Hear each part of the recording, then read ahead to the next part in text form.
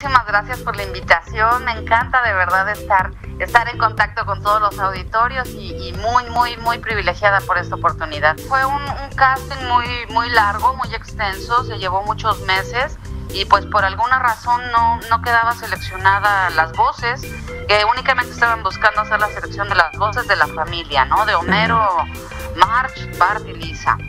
Y bueno, pues por alguna razón te digo, pasaban los meses y no quedaban.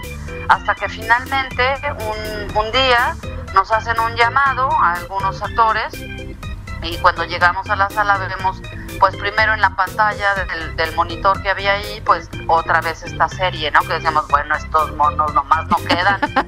Y total que sí. Y también vemos a otras personas.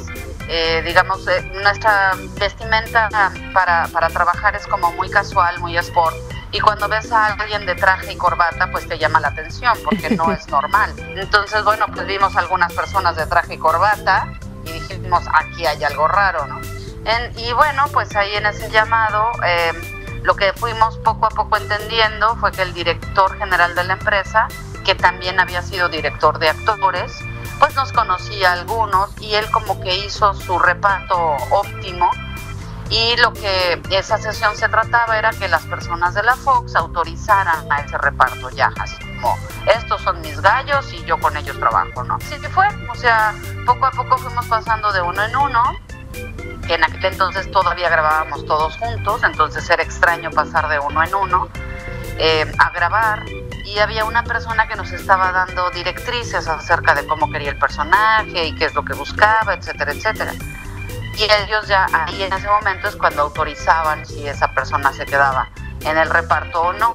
Y bueno, ya mucho tiempo después caímos en cuenta que esa persona que nos estaba dando las directrices era Matt Groening. En ese momento, pues por supuesto que no lo sabíamos. Exacto, o sea, sabíamos que era una serie importante en Estados Unidos, que había emanado de unas cápsulas y que habían tenido tanto éxito que les habían dado un programa. Hasta ahí llegaba nuestra información. Era todo lo que sabíamos de ellos. Pero pues obviamente, como es una crítica social, por supuesto que se enfocaba muchísimo en los personajes norteamericanos y en circunstancias muy norteamericanas en las cápsulas.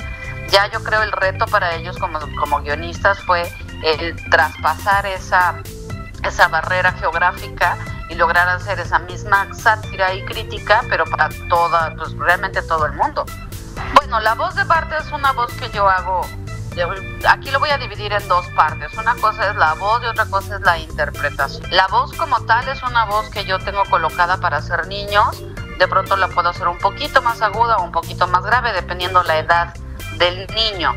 Pero ya la interpretación para el personaje de Bart, el reto era, Bart en inglés es un niño, digamos que blanco, pero que habla como alguien del Bronx, como si fuera un negrito, sí. Y eso es lo que lo hace más simpático, digamos. Para nosotros en Latinoamérica, pues hacerlo así, tal cual, pues no iba a tener ningún sentido.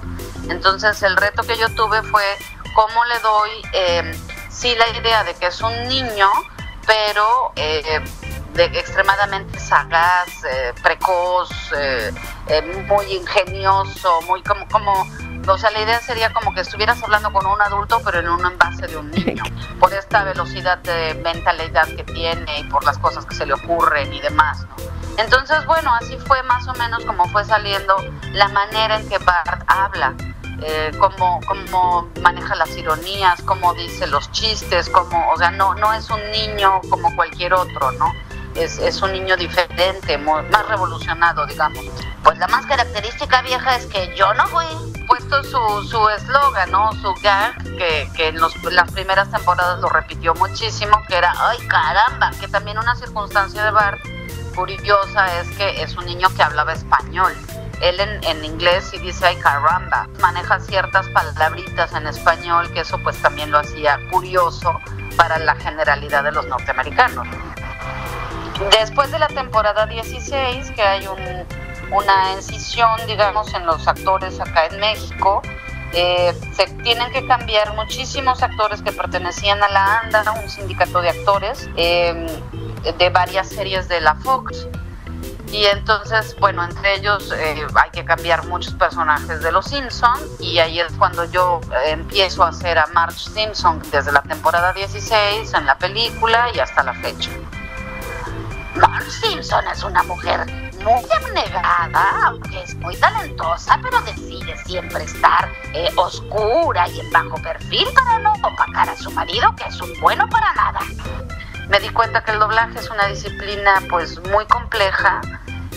Técnicamente hablando, digamos que es muy sencillo explicártelo, pues habla con la pantalla y cállate cuando se calle, ¿no? O sea, en resumidas cuentas de eso se trata, pero lograr eficientar y perfeccionarte en la técnica y tener un buen nivel de grabación y una buena velocidad y una perfecta dicción y una muy buena interpretación, pues eso es lo que lo hace complicado. Que puedes sincronizar algunas cosas, ahí está toda la base del doblaje, pero conforme se va agudizando en el pico de la pirámide, van siendo las personas que van teniendo mayor capacidad interpretativa para los diferentes retos que imponen los personajes en las producciones.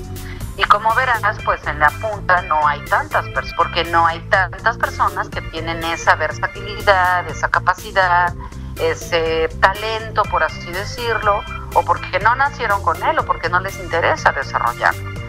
De pronto los fans se quejan y dicen, ¿pero por qué siempre las mismas voces?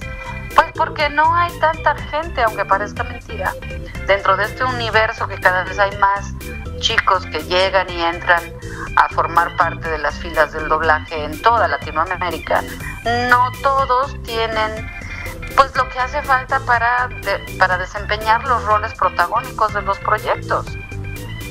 Y los directores piensen en ti para muchos personajes, que ahí se conjunta tu ductibilidad en cuanto a la voz y tu calidad interpretativa. En YouTube tengo algunos, en mi canal de YouTube, que es Marina Huerta. Desde hace algunos años me mudé de residencia, me salí de la Ciudad de México y estoy en un paraíso maya muy cercano a Cancún. Y entonces aquí, bueno, no hay estudios profesionales de doblaje. Yo monté acá una escuela justamente de la voz, para poder enseñarle a todo mundo a hablar correctamente, a utilizar el verdadero potencial que tiene la voz como herramienta de relaciones, de ventas, de expansión profesional. Y entonces, bueno, eventualmente voy a la Ciudad de México y hago algunas cosas, pero ya es muy poco. Y bueno, sigo haciendo la serie de Los Simpson, eso sí, ¿no? Tengo aquí una cabina, entonces de pronto lo grabo acá, o voy a la Ciudad de México y grabo. Pero pues no es igual, o sea, verdaderamente para poder seguir en el doblaje pues tendría que estar allá, porque bueno, pues todos los estudios están en la Ciudad de México, o el 90% de los estudios, ¿no? Sin embargo, gracias a la tecnología, por ejemplo, ahora estoy coordinando aquí desde Mérida, que es donde yo vivo, un proyecto que estamos haciendo entre Argentina, Mérida y Cuernavaca, México. Entonces está bien interesante, porque ya gracias a Dios que la tecnología lo permite, poder seguir haciendo esto, aunque no sea tan continuo, pero bueno, puedes seguir trabajando, ¿no? Es que aquí el tema luego es de la confidencialidad de los materiales, es muy delicado, no a cualquier persona le dan esa facilidad, digamos, de tener materiales que no son tuyos. Entonces sí es un tema delicado, pero gracias a Dios se puede, y pues lo sigo haciendo, sigo dirigiendo, sigo capacitando gente. Es muy divertido y además es algo que yo siempre recomiendo. Este instrumento, bueno, puedes hacer muchas cosas, no importa qué te dediques, o sea, no tienes que ser locutor per se, sino bueno, qué tal que llegas a ser alguien muy famoso dentro de tu disciplina y empiezas a dar conferencias o pláticas o das clases, y es importante saber hacerlo y cuidar tu voz para que te dure toda la vida.